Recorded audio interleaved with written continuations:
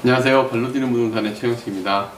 네, 다양한 부동산 규제에 요즘 투자처가 없다고 하는데 실제로 그런가요? 예, 오늘 제목에서 보셔서 아시겠지만 실제 다주택자들 같은 경우 최근 많은 질문들이요.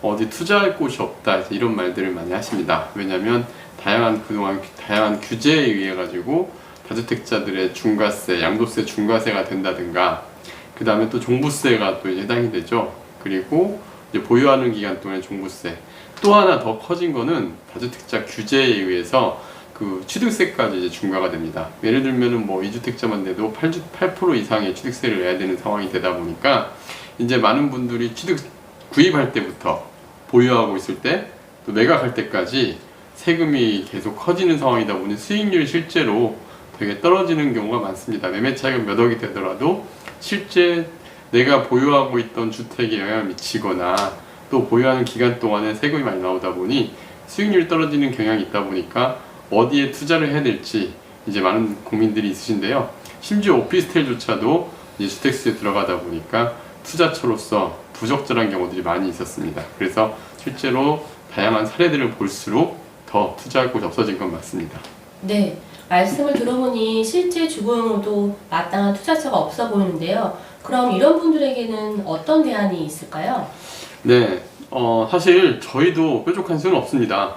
많은 분들이 그동안 이제 부동산 투자하면 주택에 대해서만 생각들을 많이 하셨죠. 근데 저는 개인적으로 최근에 많이 투자를 추천을 해드렸고 또 사드렸던 경우가 상가였습니다. 근데 상가하면 많은 이제 선입견들이 있는데요. 뭐 어렵다, 그리고 위험하다, 그리고 또 뭐 많은 금액이 들어간다, 다양한 편견들이 있죠. 그래서 이런 부분들을 감안하더라도 다주택자들, 소액 투자도 가능한 게 사실 상가도 있습니다. 이런 부분들을 많이 찾아드리고 실제 그분들에게 투자의 대안을 찾아드리는 경우들이 많았습니다. 네, 규제가 덜한 쪽으로 지금 상가를 추천해 주셨는데요. 상가하면 요즘 코로나19로 인해 폐업하는 곳도 많은데 그런 상황에 맞는 대안이 있을까요?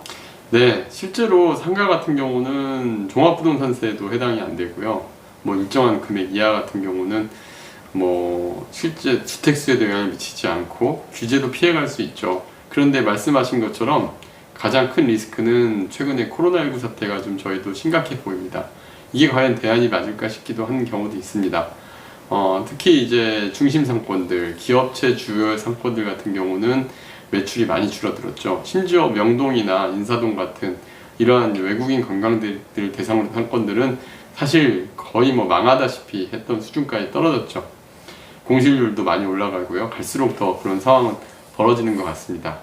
그런데 그럼에도 불구하고 기회는 또 따로 있습니다. 예를 들면 코로나19 사태로 집에 있는 시간이 길어지다 보니까 주거용 단지 내 상가라든가 그 다음에 또 이제 그 배달 매출이 늘어나는 그런 업종이라든가 그리고 또 아무리 코로나19 사태가 오더라도 망하지 않는 업종들이 있죠. 예를 들면 병원이라든가 학원 같은 상권들, 물론 학원도 최근에 좀 어려워진 부분도 없잖아 있지만 그럼에도 불구하고 학원 상가는 좀 안정적으로 유지가 되는 것 같습니다.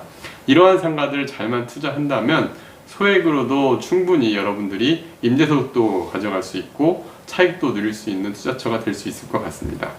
네, 이런 어려운 상황 속에서 성공한 투자 사례 궁금한 데 있을까요?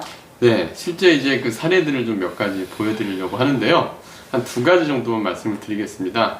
저희 고객분이 동물병원에 투자했던 상가 사례인데요. 분양가는 4억 2천 정도에 실제 월세는 3천에 165만 원을 이미 임대로 받은 상황입니다. 그리고 계약 기간도 5년 이상으로 충분히 안정적으로 임대소득도 가능하고요.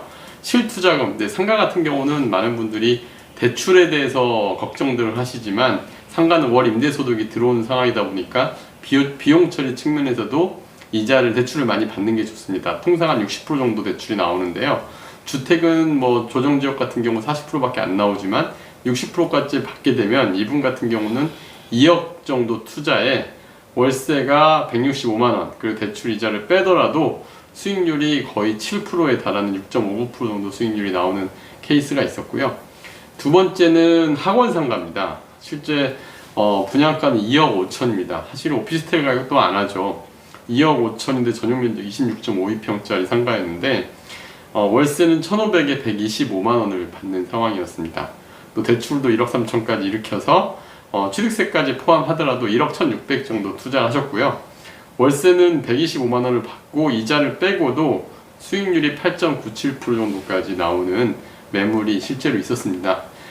지금도 안정적으로 월세를 받고 있고요.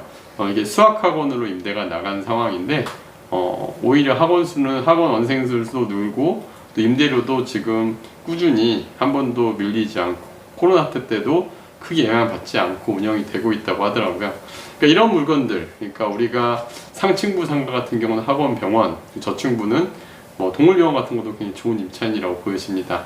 이러한 물건들을 잘 가지고 계신다 한다면 여러분들한테도 이런 규제 시대에 적정한 투자 대안이 될 거라고 보여집니다. 상가는 종합부동산세도 영향을 받지 않고 그 다음에 취득세도 4.6% 동일합니다. 그리고 양도시에도 일반과세만 내면 되기 때문에 크게 뭐 내 주택에도 건드리지도 않고 충분히 투자의 대안으로서 여러분들한테 좋은 방향이 될 수 있다고 봅니다. 네, 상가하면 돈이 많이 들고 어렵고 복잡할 줄 알았는데 다주택자에게 또한 좋은 투자처가 될 수 있을 것 같아서 오늘 강의도 유익했습니다. 네, 감사합니다. 네.